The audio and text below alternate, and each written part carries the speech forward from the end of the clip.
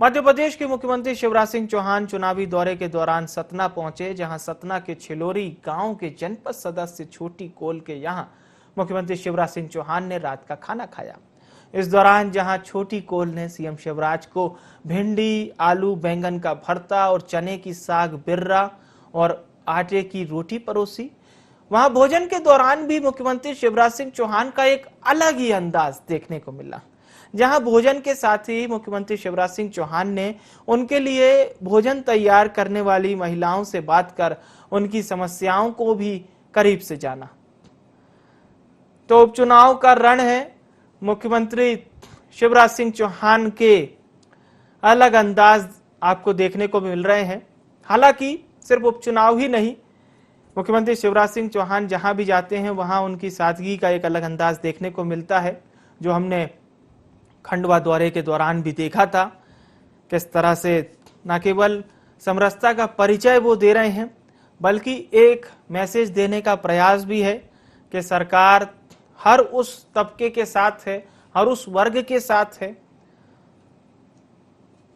और कई बार उनकी जुबान से ये बात सुनी भी गई है कि अंतिम छोर के व्यक्ति तक सरकार सबसे पहले पहुंचे, यही प्राथमिकता में शामिल होता है। और शायद सतना के रैगांव से ये जो तस्वीर आई है वो उसी बात को बयां करती है कि भले ही दौर उपचुनाव का हो, लेकिन कार्य वही करना है, जिम्मेदारी वही निभानी है जो साल भर निभानी होती है।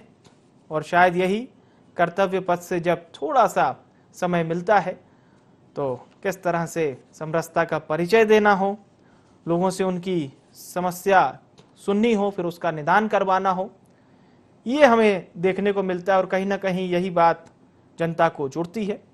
खैर, सतना के रैगांव से ये तस्वीर आप देख पा रहे हैं।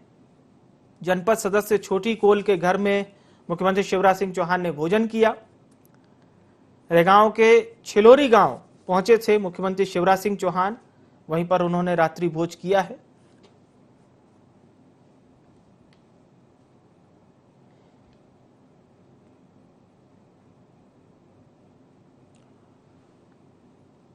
तो उपचुनाव का दौर है और नेता लगातार जनता के बीच में दौरा कार्यक्रम कर रहे हैं। प्रदेश सरकार के मुखिया यहां पहुंचे थे।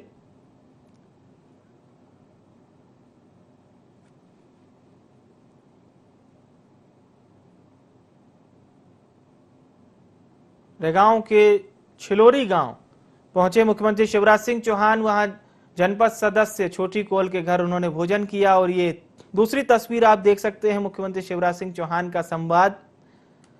और वाकई में कितना भावुक आप देख सकते हैं सामने उनके बैठे हुए लोगों को, क्योंकि कई बार लोग असहज हो जाते हैं, लेकिन एक मुख्यमंत्री के तौर पर समय निकालकर इस तरह से बैठना काफी उन लोगों को खासतौर से आनंदित करता है जिनका बहुत ही कम मुख्यमंत्री से मिलना होता हो।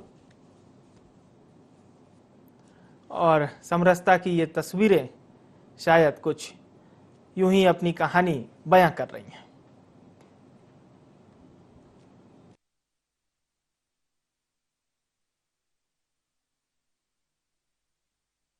इन बहनों के बीच आने का मुझे अवसर मिला है, लेकिन आने का कारण एक और है।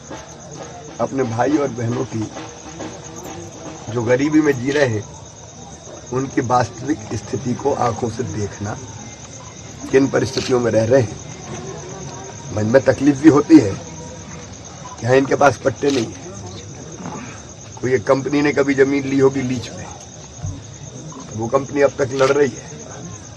रहने की जमीन इनका बुनियादी अधिकार है और मैं इसे देकर रहूंगा। जब हम आते हैं तो ये सारी परिस्थितियां पता चलती ना कि किन परिस्थितियों में रह रहे हैं। ये अंदाज है जनता से सीधे जुड़ने का आपका? अंदाज का यही तरीका है लोकतंत्र में सही चीज जानने का। ये भोपाल में बल्लभ भवन में बैठ के थोड़ी हो सकता है। ये तो जब जनता के बीच जाएंगे, उनका सुख और दुख सुनेंगे, तब पता चलेगा कि वास्तविक स्थिति क्या है। और इन्हीं की सेवा सचमुच में हमारे लिए भगवान की पूजा है। आज यहाँ भी स्थितियाँ देखी है, बहनों से बात की है, परिस्थितियों को समझा है। और इसलिए आज जो मैंने पहले भी तय किया कि रहने की जमीन का मालिक तो हर एक व्यक्ति को होना चाहिए। अब ये रहने की जमीन के मालिक नहीं है क्योंकि पट्टा इनके पास नहीं है। मुझे ये भी पता चला है कुछ रसूखदार लोग ऐसी जमीनें खरीद के और फिर कोशिश करते हैं खाली हो जाए। अब वो सब सावधान हो जाए। ये जमीन कोई इनसे ले नहीं सकता क्योंकि रहने की जमीन का अधिकार तो सबका है और वो इनको